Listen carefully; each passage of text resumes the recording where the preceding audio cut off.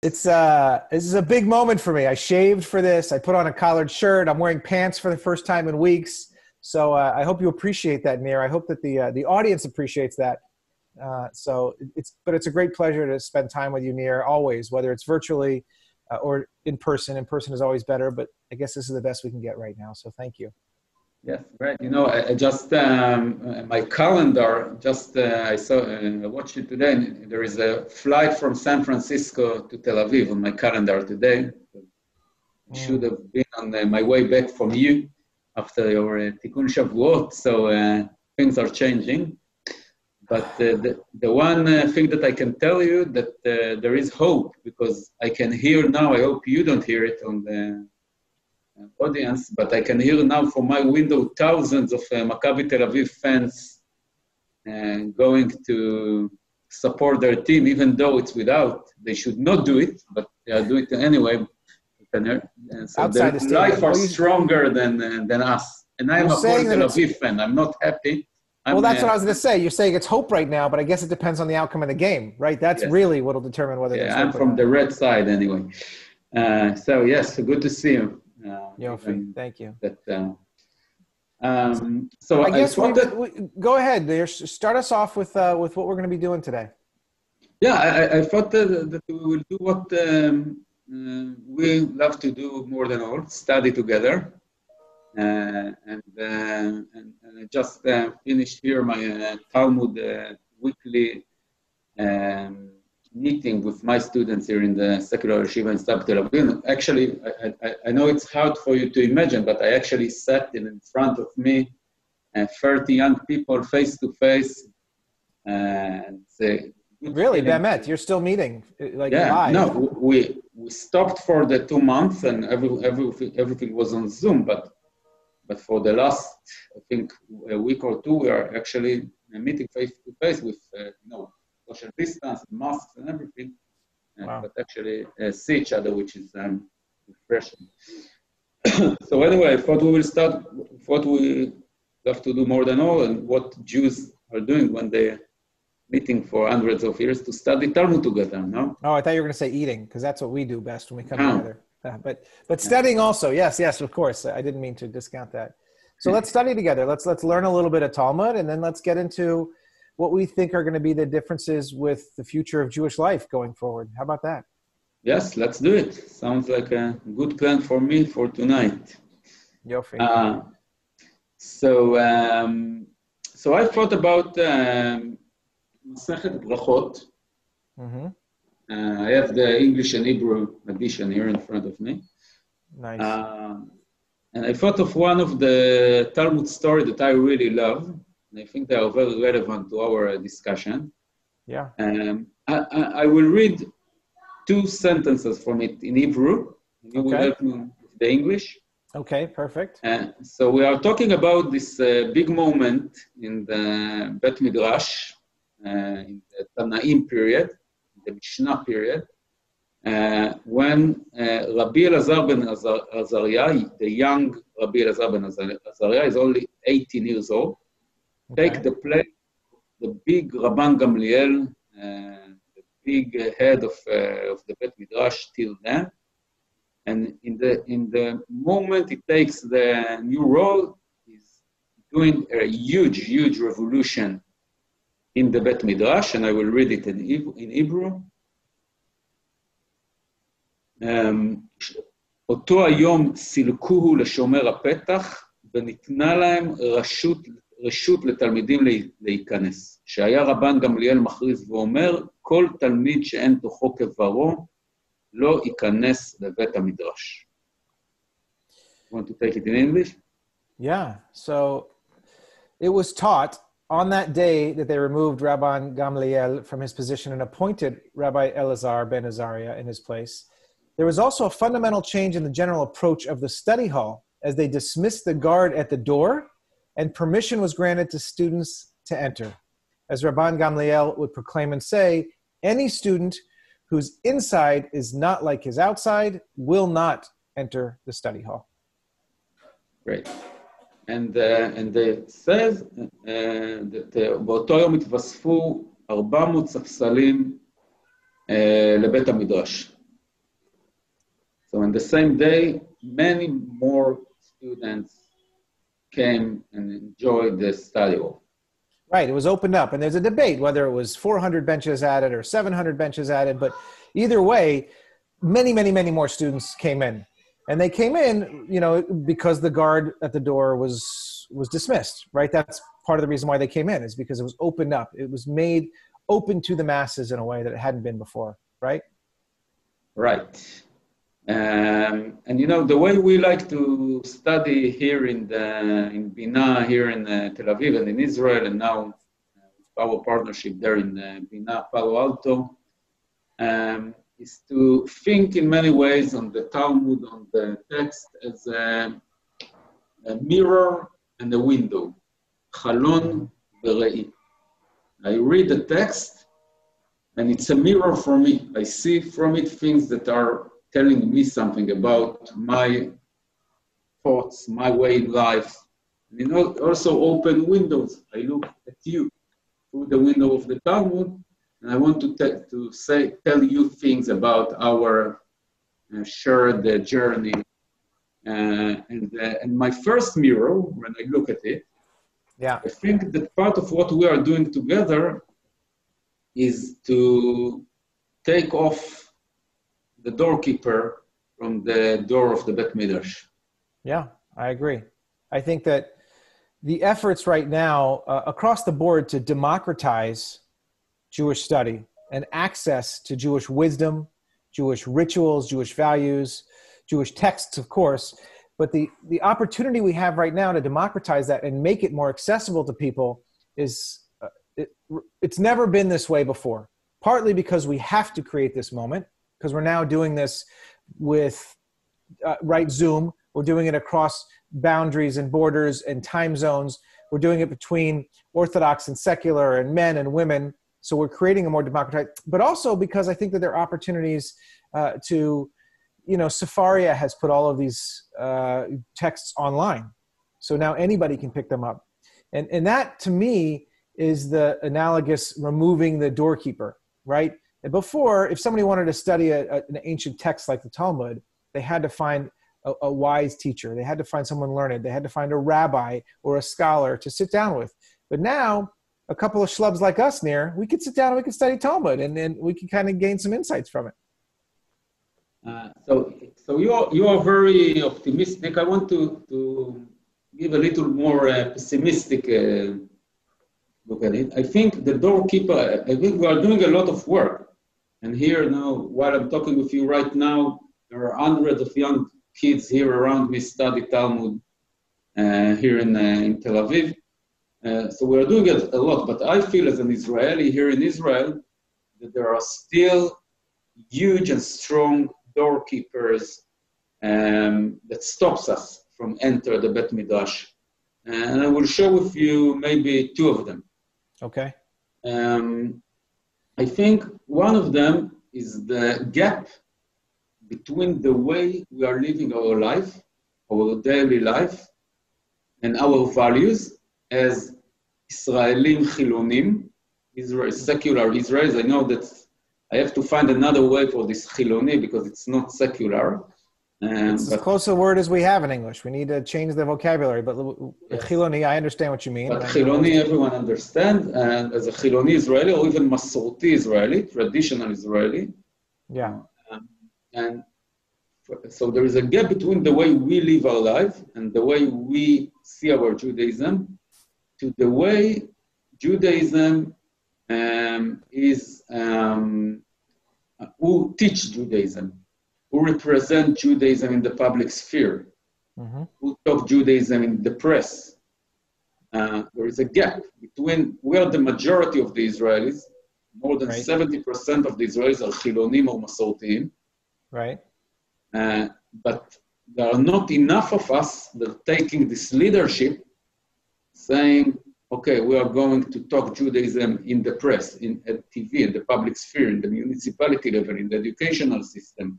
And that's create a big, big gap between the people who want to study Torah to the people who teach Torah. And this is, the way I see it here from Israel, is a big and strong doorkeeper for us.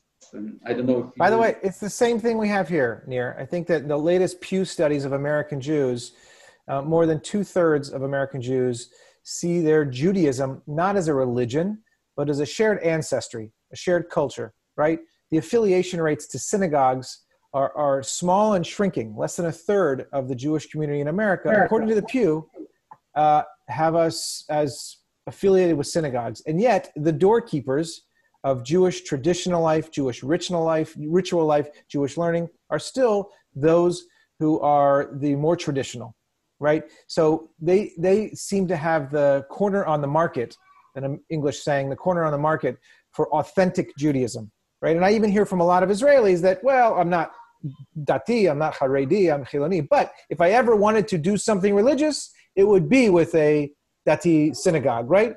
Until more and more of them hear about Bina opportunities and the reform movement in Israel and these other things that are available to them. One of my favorite examples is the Shabbat at the Namal in Tel Aviv, right? It's a beautiful opportunity to have a spiritual Shabbat experience on a Friday night, men and women together, singing, dancing, studying, learning, but it's not being overseen by the Rabbanut, right? It's something very independent. And yet, when somebody is asked about the authentic way to have a Jewish experience, even if you Google it, Nir, if you Google, how do you light Shabbat candles? How do you have Hanukkah? The first thing that pops up is Chabad, and God bless them. They're doing a great job, right? But it takes a while till you get down to the non-traditional versions of how you do Jewish today. Okay. Now, my weekly meeting with our marketing people here, it's always the first thing we do. We are doing activities for Hanukkah, Shabbat in the family. We are trying to Google it in Hebrew, and we see how long we should scroll down until we will find ourselves. And every week we say we are not good enough. We have to be in the top. And I think part of it, that's actually interesting for me to ask you, because here in Israel, I can blame the government. Yeah. I can say, why do you, the Israeli government, give such a big budget to Orthodox yeshivas and Orthodox studios, but for us, the majority, we almost doesn't get anything from the government. Not just that I have to take the long flight to your side of the ocean to ask from your community members to support my students here in the Jewish state to do what we want to do. We just want to study Torah. Right. And this is for us a huge doorkeeper out to fund this adventure. But what is the doorkeeper? Why people on your side of the ocean feels again that they need to look for this more strict or kind of... We have a different doorkeeper. The doorkeeper out here is Father Time. Father Time is standing at the door because really the reality is the non-Orthodox, the non-traditional Jews don't make Judaism one of their top priorities for the most part, right? It's just one of the many things that is of interest to them or maybe not of interest to them. So therefore, they're not going to spend the time thinking about it. They're going to say, that's fine. Let them take care of that. That's obviously what they care a lot about. But for us, I have a bunch of other priorities. There's this term of a Jew by choice, right? Someone who converts to Judaism as Jew by choice. Yehuda Kurtzer is fond of saying, today we're all Jews by choice. We have to choose Judaism because in today's day and age, Judaism may no longer be your operating system, your OS. Right now I'm going to get Silicon Valley on you, Nir, because this is part of what our relationship is. You can go Silicon Wadi, I'll go Silicon Valley. But Judaism used to be our entire OS, our operating system. A few hundred years ago, if you were Jewish, it defined everything about you, how you dressed, how you ate, where you lived, who you married, the job you did, right? But today, at least for Chiloni and for most American Jews, if you're Jewish, it might be one part of your identity. You might also be a soccer fan. You might also be a coder. You might also be a father. You might also enjoy mountain biking. You might also enjoy yoga, right? So your Jewish might be one on a list of many. It may not even be an OS. It might just be an app. and we'll be lucky to get that app on the front screen. Maybe it's a folder of apps. Maybe it's a way that you think about living life and having impact on the world around you. Maybe tikkun olam is your definition of Jewish. Maybe it's a way of unplugging, because in Silicon Valley, there's way too much digital. So Shabbat, we're lucky if that becomes an influential part of your life. But so the doorkeeper for us is time and interest and bandwidth and mind space. And I think for most Chiloni Jews in America, Judaism is far enough down on the list that they're going to let those who care about Judaism and for whom it's their operating system, meaning the traditional, they're going to let them lobby for it, be the authentic doorkeepers, and they're just, they're not going to make a big deal until it impacts them. Until they say, okay, my kid wants to marry somebody not Jewish, and we need to have a conversion ceremony, and they're going to Israel. And what? Now you're saying the conversion is not actually legit? Now you're saying I can't go to the kotel? Now you're saying, right? That's when all of a sudden it matters, and it bumps up on their priority list. And it now becomes a competition with that doorkeeper. But otherwise, it's just a very simple, we only have so much time and interest in our lives. Actually, it takes me to the next thing that I wanted us to speak about, which is our joint adventure. Yeah. Thing that we are doing together in your home base in the beautiful Roshman family JCC in Palo Alto, which I miss so much. I just told my wife that I think it's the first Shavuot that I'm in Israel for the last 5 years, because I'm going to Shavuot in Palo Alto. It's my usual Shavuot. I miss it too, Nir. We've been closed for almost 3 months. It's heartbreaking, but thank you. We miss having you. We miss having you. Hopefully, we'll meet again soon in person. But I think that part of it, many people, American friends asked me, why do you don't care over there in Israel? Like you said about conversion and the kotel, and marriage and all those issues that you over there in the Jewish community in America so important for you. And my answer for it is always that you have to understand that, and I'm saying it and I'm very sad to say it, that the majority of the secular and traditional Israelis, they just doesn't care. They just don't care. Because it's not issues that they are really important for them in their daily life. Right. Because they are just Jews living in Israel. They are not Jews by choice. They are Jews because they were born here in the Jewish state, like myself. Right. And when it comes to those issues, the only community that really care about it here in Israel, it's the Orthodox community. And those are the people that don't think that you have to be more open it on. Some of them don't think about it. And so how are you addressing that, Nir? How are you trying to change that equation in Israel? So I think the solution that I see for that problem is just taking leadership and responsibility by ourselves, as secular people, secular Jews who live here in Israel, say we have to educate ourselves why does all those issues are important for us. Those Jewish issues are important for us. And I think this is what I like in our partnership, that I think is very special and unique in the way, there are many programs connect American Jews and Israeli Jews. School twinning, organizations working together, conferences, groups, study groups, many of them. But most of the time, they are dealing with the relationship. They are dealing with how get to know each other, how Americans will come more close to Israel, or how Israelis will get to know better the American community. But I think what unique in what we are doing, that we actually work together on Judaism. Right. We're trying to create new opportunities and new ways of thinking to how Judaism is going to look for on the next generation, on our generation, that will be relevant both for secular Israelis like me, living here in Israel, and non-religious, or I don't know how to call it, unaffiliated. There are many names that I never know what to use. Jews, which are also the majority in America. And I think everyone can learn from the other. And I think that's what I found very interesting in this new Bet Midrash without doorkeepers that we are doing.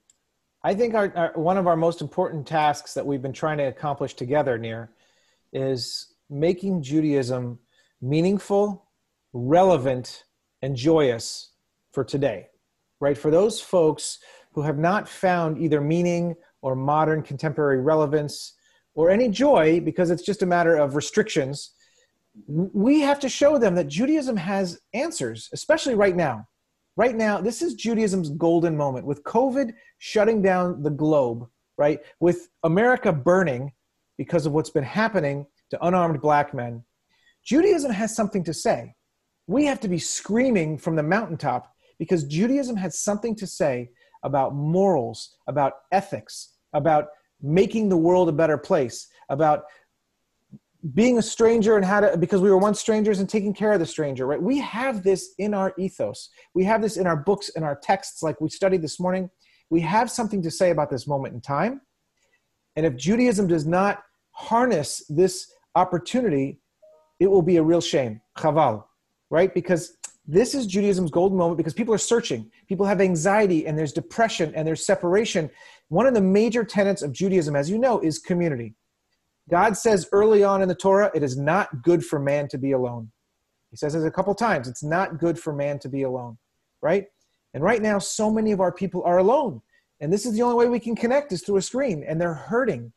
Thank God Israel's opened up right now. But I understand, unfortunately, there's another climb in the cases, right? So we don't know what's going to happen. But the reality is people are hurting right now. They don't have answers. They're frustrated with their leadership in their countries. Not everybody, but a lot of people in my neck of the woods and a lot of people in your neck of the woods. But Judaism has something to say about this, right? I'll give you an example. In my house, my wife and I are struggling. We both work full-time. We have 3 kids, including a 7-year-old who's in 2nd grade, and everyone is being homeschooled now. And okay, my 15-year-old, she's got it under control. My 13-year-old, we had to change his bar mitzvah to a Zoom bar mitzvah, which wound up being wonderful. But my 7-year-old, she needs somebody to sit next to her all day in school because the computer is not easy for her, right? So my wife or I, who work full-time, have to put our job on hold to sit next to our daughter and help her, which means that we have to make up for the work somehow and sometime. So we're working all hours of the day, all days of the week, right? Time can just blend together. But Judaism has something to say about marking time. Shabbat every single week, holidays every single month, like Shavuot, right? Judaism has something to say about how to make time sacred when time in this moment right now feels like it's just blending into one big, long, difficult challenge. And I have to keep reminding myself of that, Nir. It's not easy because I'm in it up to my eyeballs, as are many of us, right? The people who are taking their time out to watch this conversation between us, it's a blessing that they have the time to do that. Many of us don't. So I think this is, again, Judaism's golden moment. And what you and I are trying to do with our partnership, what Bina is trying to do there and the OFJCC is trying to do here, is show those people who wouldn't ordinarily turn to Judaism for these answers. We're trying to show them, hey, listen, Chiloni Judaism has something to say. Cultural Judaism has something to say. It's the study, it's the tikkun olam, it's the community, right? Those are the 3 pillars that you stand on. And us too. So we have to keep shouting from the rooftops right now, keep shouting from the mountains, Nir, because people need to hear the message that we have to say right now. Yeah, I really agree with you that this is this Armon Bazman, this place, how do you say it in English? That you take a place in time, and when the time is just one long week, one long day without any opportunity to go out, you can find it in the book, in the holidays, and in the rituals, and this is something which each one of us can find now very, very relevant. And I think it's make our mission even more important because it has to be connected. Exactly. People cannot feel that they have to put themselves aside and get into their Judaism. They have to feel that they can take themselves as an all into the Judaism with their values, with their way of life. They have to feel as one thing. And I think we also have a mission here, and not just what Judaism can give us, what can we give for Judaism? I love that. When different people are looking on this mirror, so it's not just that I see the text sees me. And this is how the Talmud, this is the Talmud, right? There's many different people from different time. They are talking about what they see in the text from their point of view, from their time, from their era, from their values, and that's what creates this beautiful, big Aron HaSfarim HaYehudi. So let me ask you a question. Let me challenge with our remaining minutes here, because I do see a potential downside to taking away the doorkeeper, right? I do see a potential downside to just opening the shul, putting in more benches, totally democratizing it. Just like what the internet has done for journalism, I feel it has lessened the bar of journalistic integrity, right? Because now anybody's a journalist. I can just go out there and blog and da-da-da. But there is something special about a true journalist who's gone through the training, who has something important to say and writes for the New York Times or the Wall Street Journal or Makor Rishon, right? Any of these publications so when it comes to Jewish text study near, by opening the doors and taking away the doorkeeper, by having the mirror reflected on every single person who's looking at the text, can it possibly water it down? Can it possibly dumb it down? Can it possibly bring it to the lower common denominator so that it starts to not look at all like Judaism anymore in a few short years? What do you think? Look, I think we have a responsibility to do it very seriously. And I think here in Tel Aviv and what we are doing together there in Palo Alto, we are doing it very seriously. We study a lot. We bring the best teachers. So the door is open, everyone can come in. But when it comes in, serious. It's very, very serious. So basically, because this is a responsibility we have, and I will go back to our Talmud here. In the Talmud, they said that what happened in the same day that they are sending the doorkeeper away, that Masechet Eduyot Nishnet. This is the day that they are doing the Masechet Eduyot. And Masechet Eduyot is beautiful because of the fact that many, many different people, that they are not rabbis, and they are not spending all their day in the Bet Midrash. They are coming from the field, from the low-income parts of Jerusalem. They are getting into the Bet Midrash, and they are saying to the rabbis, look, you are very smart, but we also have tradition. We also can bring knowledge from the field.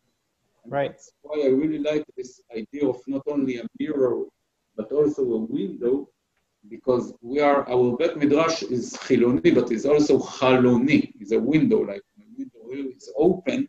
And when the window is open, so many, many different voices and ideas and thoughts can get into my Talmud and influence the way I study.